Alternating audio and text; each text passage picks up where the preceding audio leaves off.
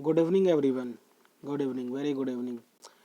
कल मैंने इंट्रोडक्शन दे दिया था, ठीक है, इस चैप्टर का। जो ये फिगर था हमारा उसको मैंने डिस्क्राइब कर दिया था। आज हम लोग नेक्स्ट टॉपिक की ओर बढ़ेंगे, जिसमें हमारा टॉपिक का नाम है the French revolution and the idea of nation.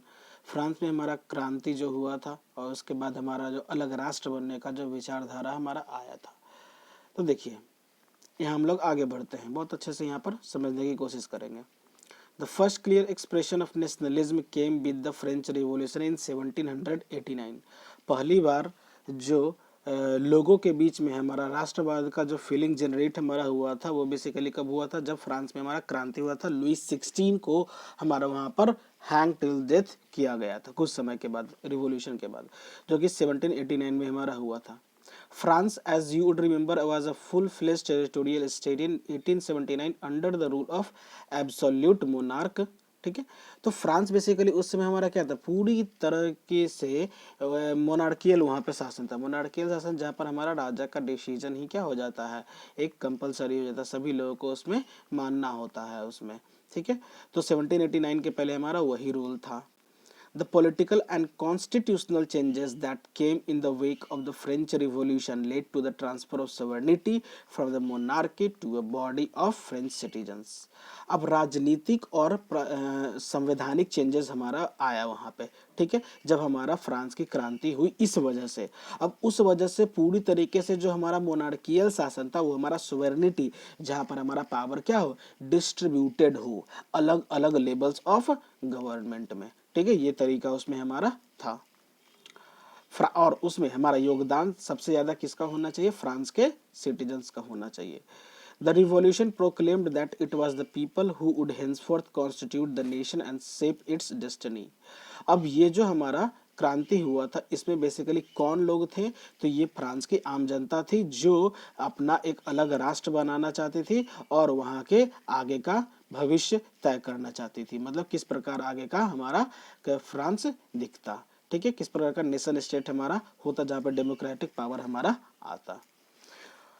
From the very beginning, the French revolutionaries introduced various measures and practices that could create a sense of collective identity among the French people। शुरुआत से ही France के जितने भी क्रांतिकारी लोग थे वो अलग अलग तरीकों का इस्तेमाल कर रहे थे, जिससे लोगों के मन में हमारा एक कलेक्टिव आइडेंटिटी, मतलब कि एक अलग अलग होने के बावजूद एक होने का उन्हें फीलिंग आ सके फ्रांस के लोगों में। द आइडिया ऑफ ला पार्टी, जिसको हम लोग द फादरलैंड भी कहते हैं, ली सिटियन, जिसको मतलब हमारा होता है citizen.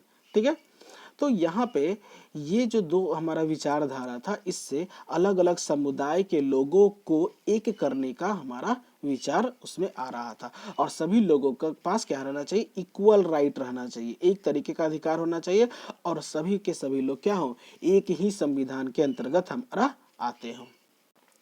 A new French flag the tricolour was chosen to replace. एक नया फ्रांस का झंडा लिया गया जिसमें हमारा पहले का जो था हमारा ट्राई कलर था, ठीक है, उसको ट्राई कलर का झंडा लिया गया था इस बार।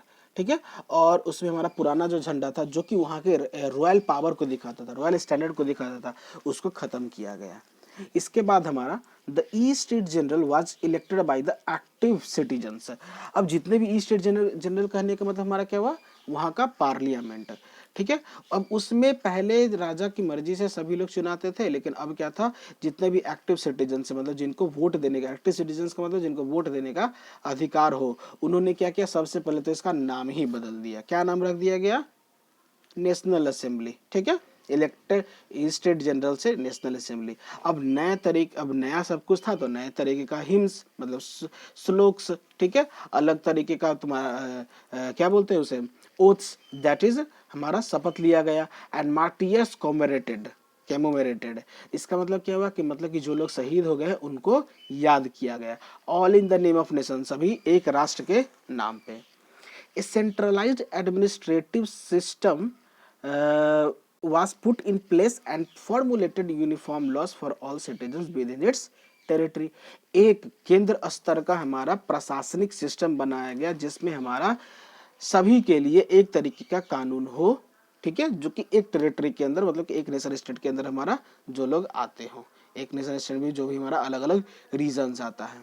इंटरनल कस्टम ड्यूटीज, एक ही देश के अंतर्गत हमारा अलग अलग जगह जाने के लिए, सामान बेचने के लिए जो कस्टम टैक्सेस वगैरह लगते थे या ड्यूज जो हमारा बाकी था, वो सभी को क्या कर दिया गया, एबॉलिश कर दिया गया। ठीक है, ध्यान से सुनिएगा। And uniform system of weights, मतलब कि हमारा मापन यंत्र जो था हमारा, ठीक है, वजन को मापने वाला, या वो हमारा अलग अलग जो पहले के समय अलग अलग होता था, ठीक है, जैसा कि आपने फिजिक्स में भी उसको पढ़ा होगा। लेकिन अब हमारे पास क्या है, वो एक यूनिफॉर्म सिस्टम उसको ला दिया गया था, जिससे कि किसी को भी किसी प्रकार का घाटा ना सहना पड़े, लॉस न झेलना पड़े। रीजनल डायलेक्ट्स वर डिक्रीज्ड, जो भी अलग अलग छोटे छोटे जगहों का अलग अलग जो भाषाएं होते थे उसको डिस्करेज, मतलब कि बोला जाता था नहीं बोलने के लिए, कम से कम बोला जाए। ठीक है, और फ्रेंच भाषा as it was spoken and written in Paris, French भाषा का इस्तेमाल हमारा तुम्हारा बोलने में भी होता था और लिखित रूप में भी फ्रेंच का इस्तेमाल होता था, इसलिए वो हमारा क्या बन चुका था, राष्ट्र का एक कॉमन लैंग्वेज बन चुका था, क्या, फ्रेंच भाषा। The revolutionaries further declared that it was the mission and the destiny of the French nation to liberate the people of Europe from despotism. अब क्रांतिकारियों का ये ऐलान था कि हमारा ये मिशन है, हमारा ये संघर्ष है कि हम लोग फ्रांस के राष्ट्र को किस प्रकार आज़ाद करवा सके उसके किस्मत से, मतलब रॉयल पावर का जो मोनार्कियल रूल था उससे, और यूरोप के लोगों को किस प्रकार हम लोग आज़ाद दिलवा सके राजा के क्रूरता पूर्वक वाले शासन से। In other words it was to help others people of Europe becoming nations, Europe के अलग अलग जगहों को अलग अलग हमारा नेशन स्टेट्स बनने में भी हेल्प किया जाना भी एक मकसद था ये अलग अलग क्रांति का। When the news of the events in France, France की ये जो घटना थी जब अलग अलग शहरों में पहुंची, students and other members of educated middle class began to rose and forming the setting up one Jacobin clubs. अब स्टूडेंट थे या पढ़े लिखे जो भी समुदाय के जो मेंबर थे हमारे, उन वो एक क्लब बना, वो लोग बनाने लगे जैकोबियन क्लब। अब ये जो एक्टिविटी था, this activities and campaigns prepared the way from the French army to move. अब ये इसके वजह से फ्रांस के जो भी सेना थी, टुकड़ी थी, वे अलग अलग जगह में घुस रही थी, हॉलैंड में, बेल्जियम में, स्विट्जरलैंड में और अंत में इटली में 1790 के आसपास में। With the outbreak of the revolutionary wars, the French army began to carry the idea of nationalism abroad. जो भी क्रांतिकारी युद्ध था हमारा, ठीक है, उससे क्या हुआ कि फ्रांस की जो आर्मी थी वो हमारा अपने राष्ट्रवाद का जो विचार था वो उसको आगे की ओर ले गए अलग अलग जगहों में। ये था हमारा इस पेज का एक्सप्लेनेशन। अब आते हैं नेक्स्ट पेज में। Within the wide swath of territory that come under his control, Napoleon set about introducing many of the reforms that he had already introduced in France. अब चूंकि हमारा नेपोलियन के अंतर्गत काफ़ी ज़्यादा टेरिटरी मतलब क्षेत्रफल हमारा बढ़ चुका था, तो बहुत सारे बदलाव जो कि पहले ही फ्रांस में आ चुके थे, ठीक है, नेपोलियन ला चुका था, वो अब अलग अलग जगह जो कंट्रोल में लिया जा रहा है यूरोप का, वहाँ पे वो लाना चाह रहा था। Through a return of monarchy Napoleon had, एक तरह से देखा जाए तो मोनार्की हटाने के नाम पे नेपोलियन ने मोनार्कियल शासन ही फिर से ला दिया था, ठीक है, कोई डाउट उसमें नहीं था। Destroyed democracy in France, France में तुम्हारा प्रजातंत्र पूरी तरीके से खत्म हो चुका था। But in the administrative field, लेकिन कहीं ना कहीं इंसाफ अभी बाकी था। प्रशासनिक क्षेत्र में हमारा जितने भी क्रांतिकारी सिद्धांत थे उसको सही तरीके से वो कामगार हों, सही तरीके से वो काम कर सके, इसके लिए कोशिश किया जा रहा था।